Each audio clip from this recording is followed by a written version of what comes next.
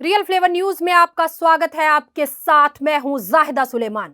दुनिया भर में तालिबान की चर्चा हो रही है। खास तौर पर एशियाई क्षेत्र में सबकी नजर तालिबान की हर हरकत पर टिकी है।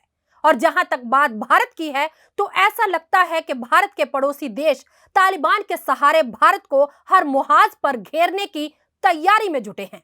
अफगानिस्तान का तालिबान संगठन रूस, पाकिस्तान और चीन को पूरी तरह अपने भरोसे में ले रहा है, मगर भारत के साथ अभी तक उसने कोई बात नहीं की। ऐसा इसलिए भी है क्योंकि भारत अफगानिस्तान में तालिबान के खिलाफ काम कर रही सरकार का साथ दे रहा है। अमेरिका के नेतृत्व वाली पश्चिमी देशों की सेना अफगानिस्तान से तेजी से लौट रही है और उसी रफ्तार से तालिबान हर रोज नए इलाकों पर कब्जा करता जा रहा है। बताया जा रहा है कि इसी महीने के आखिर तक अमेरिकी सेना अफगानिस्तान को पूरी तरह से खाली कर देगी।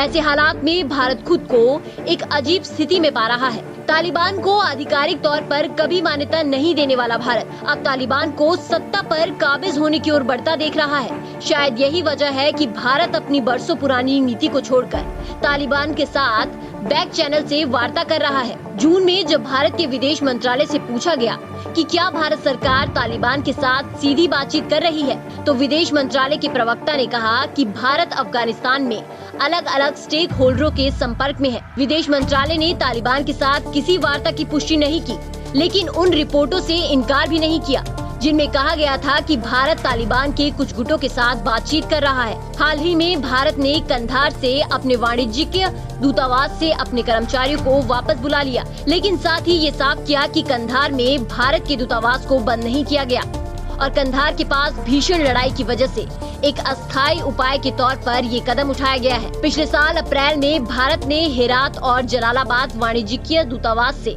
अपने कर्मचारियों को बुला लिया था। हालांकि इसकी वजह कोविड-19 महामारी को बताया गया। भारत के विदेश मंत्री डॉक्टर एस जयशंकर ने हाल ही में मॉस्को में कहा कि हिंसा से अफगानिस्तान की स्थिति का समाधान नहीं निकाला जा सकता है और अफगानिस्तान में सत्ता पर जो भी काबिज हो वो जायज तरीके से होना चाहिए। अफगानिस्तान में 20 साल बाद फिर से इतनी मजबूती के साथ उभर रहा तालिबान आखिर है क्या? इसका नेता कौन है? किसने की थी इसकी शुरुआत? ऐसे कौन से काम थे जिनको करने से तालिबान की छवि खराब हुई? और इस्लाम की बात करने वाला तालिबान आखिर किस वजह से दुनिया भर में बदनाम हो गया? आइए ये भी जानते हैं। अमेरिकी सैनिकों की वापसी के साथ ही अफगानिस्तान एक बार फिर से युद्ध की आग में जल रहा है। तालिबान लड़ाके अफगानिस्तान के अधिकांश इलाकों पर कब्जा कर चुके हैं और अफगान सैनिक काबुल, कंधार जैसे बड़े शहरों को बचाने के लिए जंग लड़ रहे हैं। ऐसे में दुनिया जानना चाहती है कि आखिर ये तालिबान कौन लोग हैं और इनका इतना खौफ क्यों है। तालिबान का उभार अफगानिस्तान से रूसी सैनिकों की वापसी के बाद 1990 के दशक की शुरुआत में उत्तरी पाकिस्तान में हुआ। पश्तो भाषा में तालिबान का मतलब होता है छात्र, खासकर ऐसे छात्र जो इस्लामी धार्मिक शिक्षा से प्रेरित हों। कहा जाता है कि इस्लामी विद्वानों ने धार्मिक संस्थाओं के सहयोग से पाकिस्तान में इनकी बुनियाद खड़ी की थी। तालिबान को पैदा करने के पीछे सऊदी अरब से आ रही आर्थिक मदद को जिम्मेदार माना गया। शुरुआती तौर पर तालिबान ने ऐलान किया कि इस्लामी इलाकों से विदेशी शासन खत्म करना, वहां शरिया कानून और इस्लामी राज्य स्थापित करना उनका मकसद है। शुरू में सामंतों के अत्याचार, अधिकारियों के करप्शन से अजीज जनता ने तालिबान में मसीहा देखा और कई इलाकों में कबायली लोगों ने इनका स्वागत किया, लेकिन बाद में कट्टरता ने तालिबान की लोकप्रियता खत्म कर दी। लेकिन तब तक तालिबान इतना पावरफुल हो चुका था कि उससे निजात पाने की लोगों की उम्मीद खत्म हो गई। शुरुआती दौर में अफगानिस्तान में रूसी प्रभाव खत्म करने के लिए तालिबान के पीछे अमेरिकी समर्थन भी माना गया, लेकिन 9/11 के हमले ने अमेरिका को कट्टर विचारधारा की आंच ने अपने नेता मुल्ला उमर की मौत को 2 साल से ज्यादा समय तक जाहिर नहीं होने दिया। मुल्ला उमर की मौत कथित स्वास्थ्य समस्याओं के चलते पाकिस्तान के एक अस्पताल में हुई थी। इसी महीने समूह ने मुल्ला मंसूर को अपना नया नेता चुने जाने की घोषणा भी कर दी थी। इतिहास शायद ही किसी मुल्क की किस्मत में इतने अजीबोगरीब पन्ने लिखता हो जितने अफगानिस्तान की पहाड़ी पथरीली जमीन के लिए लिखे गए। कभी रूस के समर्थन से चल रहे जहीर शाह के शासन में आधुनिकता की तरफ बढ़ रहा अफगानिस्तान 1990 के दशक में तालिबान के शासन को भी देख चुका है। 9/11 के हमले के बाद अमेरिका और नाटो की सेनाओं ने तालिबान के शासन से मुक्ति दिलाई तो 20 साल में अपने पैरों पर खड़ा होना मुल्क सीख ही रहा था कि तालिबान ने फिर से सर उठा लिया। अब 85% इलाके पर तालिबान का कब्जा हो चुका है। साल 1998 तक आते आते करीब 90% अफगानिस्तान पर तालिबान का नियंत्रण हो गया। तालिबान ने उस वक्त अफगानिस्तान के राष्ट्रपति रहे बुरहानुद्दीन रब्बानी को सत्ता से हटाया था। रब्बानी सोवियत सैनिकों के अतिक्रमण का विरोध करने वाले अफगान मुजाहिदीन के संस्थापक सदस्यों में थे। सोवियत सैनिकों के जाने के बाद अफगानिस्तान के आम लोग मुजाहिदीन की जातियों और आपसी संघर्ष से ऊब गए थे, इसलिए पहले पहल तालिबान का स्वागत किया गया। भ्रष्टाचार पर अंकुश, अराजकता की स्थिति में सुधार, सड़कों का निर्माण और नियंत्रण वाले इलाके में कारोबारी ढांचा और सुविधाएं मुहैया कराना, इन कामों के चलते शुरुआत में तालिबानी लोकप्रिय भी हुए। लेकिन इसी दौरान तालिबान ने सजा देने के इस्लामिक तौर तरीकों को लागू किया, जिसमें हत्या और व्यभिचार के दोषियों को सार्वजनिक तौर पर फांसी देना और चोरी के मामले में दोषियों के अंग भंग करने जैसी सजाएं शामिल थी। पुरुषों के लिए दाढ़ी और महिलाओं के लिए पूरे शरीर को ढकने वाली बुर्के का इस्तेमाल जरूरी कर दिया गया। तालिबान ने टेलीविजन, संगीत, सिनेमा पर पाबंदी लगा दी। 2001 में अमेरिका ने 9/11 हमले के मास्टरमाइंड ओसामा बिन लादेन की तलाश में अफगानिस्तान में एंट्री की और तालिबान की सत्ता को खत्म किया। बाइडेन प्रशासन के आने के बाद अमेरिकी सैनिकों ने अफगानिस्तान को छोड़ने का फैसला किया। इसी के साथ तालिबान के हमले तेज हो गए और आज मुल्क के 85% इलाकों में तालिबान अपना कब्जा होने का दावा कर रही है। पाकिस्तान और ईरान से लगती सीमा के इलाकों पर अब तालिबान का कब्जा है और कंधार पर कब्जे की जंग तेज है। कई इलाकों में तालिबान ने सुरक्षा चौकियों को अपने कब्जे में ले लिया और कई इलाकों में टैक्स तक वसूलना शुरू कर दिया। 20 साल तक मिलिट्री और सुरक्षा की बहुत बड़ी कीमत चुकानी पड़ी है। पैसों और जिंदगियों से अमेरिकी सेना के 2300 से ज्यादा पुरुष और महिलाओं की जान गंवानी पड़ी और 20,000 से ज्यादा घायल हुए। इसके अलावा ब्रिटेन के 450 सैनिकों समेत दूसरे देशों के सैकड़ों सैनिक मारे गए या घायल हुए। लेकिन सबसे ज्यादा नुकसान अफगानियों को हुआ है। उनके 60,000 से अधिक सुरक्षाकर्मी इस दौरान मारे गए और इससे दोगुनी संख्या में नागरिक की जान गई। अमेरिकी करदाताओं पर इससे करीब $1 ट्रिलियन का बोझ बढ़ा है। अफगानिस्तान में तालिबान के उभार से भारत की चिंताएं क्यों बढ़ रही हैं? क्यों भारत इस बात को लेकर चिंतित है कि अगर तालिबान सत्ता में आता है तो चीन और पाकिस्तान जैसे पड़ोसी देश उसका नाजायज फायदा उठा सकते हैं? असल में भारत भी अफगानिस्तान में सत्ताधारियों की मदद कर अपनी लड़ाई लड़ रहा है, मगर अब भारत को अपनी हार दिखाई देने लगी है। अफगानों के लिए 400 से अधिक योजनाएं चला रहे भारत को लगता है कि तालिबान की सत्ता में पाकिस्तान ताकतवर होगा और भारत की स्थिति कमजोर हो सकती है। कहा तो ये भी जा रहा है कि भारत पर्दे के पीछे तालिबान से भी बातचीत कर रहा है, मगर सरकारी तौर पर इसकी अभी कोई पुष्टि नहीं हुई।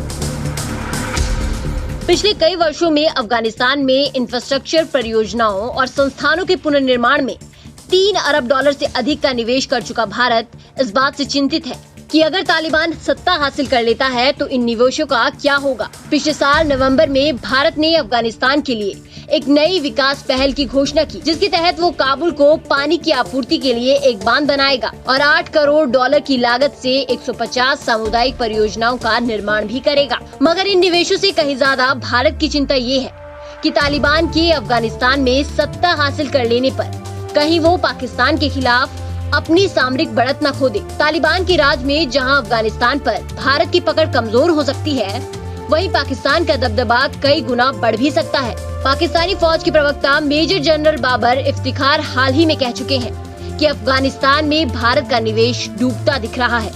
पाकिस्तान ये दावा करता रहा कि भारत के अफगानिस्तान में कदम रखने का असली मकसद पाकिस्तान को नुकसान पहुंचाना था। सिर्फ भारत ही नहीं बल्कि आधा दर्जन ऐसे देश हैं जिन पर तालिबान की कामयाबी का असर होगा, फिर चाहे वो रूस हो या फिर उज्बेकिस्तान या तजाकिस्तान हो या फिर कजाकिस्तान, इन सभी पर पॉजिटिव या नेगेटिव असर जरूर होगा। भारत और पाकिस्तान में तो बड़े पैमाने पर इसका प्रभाव देखने को मिलेगा। पाकिस्तान चीन के साथ गठजोड़ कर तालिबान का पूरा फायदा उठाने की पूरी कोशिश कर सकता है। जहां तालिबान रूस और चीन जैसे बड़े देशों की चिंताओं को लेकर उन्हें चिंतित कर रहा है, वहीं भारत की चिंताओं को लेकर उसने कोई आश्वासन नहीं दिए। विदेश नीति के माहिर प्रोफेसर पंत कहते हैं कि ये कोई आश्चर्य की बात नहीं कि तालिबान अपने दोस्त पाकिस्तान को इनाम देगा। तालिबान का चीन को दोस्त कहना कोई हैरानी की बात नहीं है। भारत के लिए एक स्थिर और समृद्ध या लोकतांत्रिक अफगानिस्तान का विचार ही अंतिम लक्ष्य रहा है। दूसरे देशों की उम्मीदें इससे काफी कम रही हैं। ईरान के लिए मुख्य चिंता उनकी सीमा है, जहां से वो नहीं चाहते कि शरणार्थी ईरान में आए। दूसरे देशों की चर्चा करते हुए प्रोफेसर पंत कहते हैं, रूस के लिए मसला मध्य एशिया की स्थिरता है, क्योंकि रूस चाहता है कि अफगानिस्तान से लगने वाले देशों की सीमाएं सुरक्षित रहे। चीन ने बड़े बड़े दावे किए हैं और अफगानिस्तान में निवेश की बात करता रहा है, लेकिन धरातल पर कुछ नहीं हुआ। चीन के लिए इस समय सबसे महत्वपूर्ण फॉल्ट लाइन शिनजियांग है और वो चाहते हैं कि उस सीमा को सुरक्षित किया जाए। तालिबान के लिए रूस को ये कहना आसान है कि वो मध्य एशिया में कोई खतरा पैदा होने नहीं देंगे। इसी तरह उनके लिए चीन को संतुष्ट करना आसान है, लेकिन भारत को ये भरोसा दिलाना कि तालिबान ने इरादे बदल दिए हैं या कि तालिबान बड़े पैमाने पर समस्याएं पैदा नहीं कर रहा है, इसमें जमीनी स्तर पर काम करके दिखाना होगा, जो तालिबान के लिए आसान नहीं है। तालिबान के प्रवक्ता सुहैल शाहीन ने कहा है कि वो चीन को अफगानिस्तान के एक दोस्त के रूप में देखते हैं और उन्हें उम्मीद है कि बीजिंग से जितनी जल्दी हो सके पुनर्निर्माण कार्य में निवेश करने के बारे में बातचीत हो पाएगी। तालिबान ये भी कह चुका है कि वो अब शिनजियांग से चीन के विगर अलगाववादी लड़ाकों को अफगानिस्तान में प्रवेश करने की अनुमति नहीं देगा। रूस का मानना है कि अगर अफगानिस्तान में इस्लामी कट्टरता बढ़ी तो पूरे मध्य एशिया के लिए एक बड़ा खतरा पैदा हो जाएगा और अगर खून खराबा हुआ तो उसके छींटे मॉस्को तक पहुंचेंगे। तालिबान को एक संभावित सुरक्षा कवच मानकर रूस उससे अच्छे संबंध बनाकर चल रहा है। रूस के प्रभाव वाले देश जैसे कि ताजिकिस्तान और उज्बेकिस्तान अफगानिस्तान के साथ सीमा साझा करते हैं। तालिबान के एक प्रतिनिधि मंडल ने रूस को आश्वस्त करने की कोशिश की कि अफगानिस्तान में चल रहा घटनाक्रम मध्य एशिया क्षेत्र के लिए कोई खतरा पैदा नहीं करेगा। तालिबान ने रूस को ये विश्वास भी दिलाया है कि वो अफगानिस्तान की जमीन का इस्तेमाल पड़ोसी देशों के खिलाफ नहीं होने देगा। पाकिस्तान अफगानिस्तान के साथ लगभग 2611 किलोमीटर लंबी सीमा साझा करता है और उसकी मुख्य चिंता भी यही है कि उसके बॉर्डर पर अफगानिस्तान से आने वाले शरणार्थियों का जमावड़ा न लग जाए। दूसरी चिंता ये भी है कि पाकिस्तानी तालिबान जो पाकिस्तान की सेना के अभियानों के कारण अफगानिस्तान भाग गए थे, कहीं शरणार्थियों के वेश में पाकिस्तान में लौट न आए। हाल ही में पाकिस्तानी फौज के प्रवक्ता मेजर जनरल बाबर इफ्तिखार ने कहा कि अगर अफगानिस्तान में गृह युद्ध होता है तो उसका सीधा असर पाकिस्तान पर पड़ सकता है और अफगानिस्तान में गृह युद्ध की आशंकाओं को देखते हुए पाकिस्तानी फौज ने पहले ही तैयारी कर ली है। जहां उज्बेकिस्तान की अफगानिस्तान के साथ 144 किलोमीटर लंबी सीमा है, वहीं ताजिकिस्तान की अफगानिस्तान के साथ सबसे लंबी 1344 किलोमीटर की सीमा है। दोनों ही देश इस बात से चिंतित है कि अफगानिस्तान में हिंसा होने पर उनके लिए शरणार्थी संकट उभर सकता है। पिछले कुछ हफ्तों में ऐसी कई घटनाएं हुई हैं, जब अफगानिस्तान सरकार के सैनिकों ने तालिबान के डर से जान बचाने के लिए बॉर्डर की दूसरी तरफ इन दोनों देशों में जाकर पनाह ली है। ताजिक सीमा के साथ लगता अफगानिस्तान एक बड़ा इलाका तालिबान के नियंत्रण में आ गया है। इसी के कारण ताजिकिस्तान 20,000 रिजर्व सुरक्षा बलों को अफगानिस्तान बॉर्डर पर तैनात कर रहा है। उज्बेकिस्तान और ताजिकिस्तान जैसी चिंताएं तुर्कमेनिस्तान की भी है। तुर्कमेनिस्तान की 804 किलोमीटर लंबी सीमा अफगानिस्तान से लगती है और उसे भी यही आशंका है कि आने वाले दिनों में उसकी सीमाओं पर एक मानवीय और सुरक्षा संकट खड़ा हो सकता है। रूस और चीन की ही तरह कजाकिस्तान और किर्गिस्तान की अफगानिस्तान को लेकर बड़ी चिंता इस्लामी चरमपंथ को लेकर है। इन दोनों देशों की सीमा भले ही अफगानिस्तान से ना लगती हो, लेकिन उन्होंने अपने देशों में हुए हमलों को अक्सर अफगानिस्तान से जोड़कर देखा है। Bureau report, real 7। अफगानिस्तान में नया युग तो शुरू हो गया है, मगर इस युग का भविष्य क्या होगा ये देखना अभी बाकी है। तालिबान अफगानिस्तान को विकास के रास्ते पर ले जाता है या फिर बर्बादी की दहलीज पर, ये तो आने वाला वक्त ही बताएगा। अफगानिस्तान के हालात पर बनी रहेगी हमारी नजर। आप देखते रहें रियल फ्लेवर न्यूज।